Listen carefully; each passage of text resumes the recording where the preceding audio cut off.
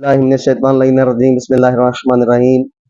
آج آپ کی خدمت میں کہ جو بندے مسواک کرتے ہیں اس کا ثواب کتنا ہے، اس کے فوائد کتنے ہیں۔ یہ مسواک کرنا پیغمبر خدا صلی اللہ علیہ وآلہ وسلم کی سنت ہے اور انبیاء کی سنت ہے۔ پیغمبر خدا صلی اللہ علیہ وسلم فرماتے ہیں کہ جبرائیل امین ہر نماز کے بعد کہتے تھے کہ بہت زیادہ تاکید کرتے تھے جبرائیل امین مجھے کہ ہر نماز کے بعد مسواک کرنا چاہیے۔ میں اتنا سوچا کہ شاید یہ واجب نہ ہو جائے مسواک کرنا، یعنی اس کے اتنے فوائد ہیں۔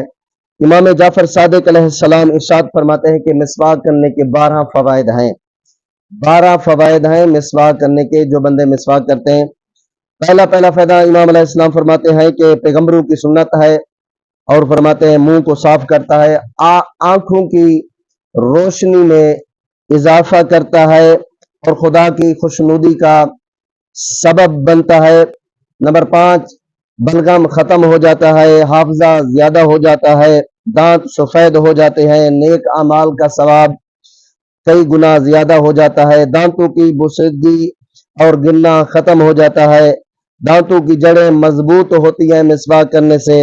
اور 11 نمبر فرماتے بھوک زیادہ لگتی ہے، اور جو بہترین ہے فائدہ، فرشتے مسواک کرنے سے زیادہ، مسواک کرنے والے سے زیادہ خوش ہوتا ہے ملائکہ، یعنی اتنا ثواب اور مسواک کرنے کی فضیلت پائی جاتی ہے۔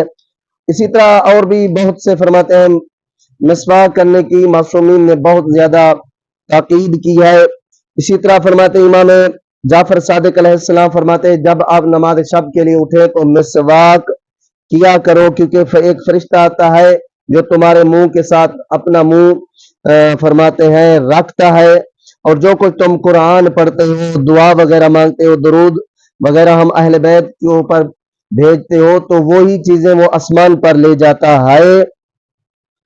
لہٰذا اس وجہ واسطے مسواک کرنا چاہیے تاکہ آپ کے منہ سے خوشبو آنی چاہیے، یعنی اتنا عظیم ثواب ہے۔ فرماتے ہیں کیا روزانہ کم از کم 3 دن میں، پہلے تو ہر نماز کے ٹائم نہیں، دن میں 1 مرتبہ، ورنہ کم از کم 3 دن میں ہمیں مسواک کرنا چاہیے۔ دعا کرتے مالک کائنات ہم سب کو سیرت اہل بیت کے اوپر چلنے کی توفیق عطا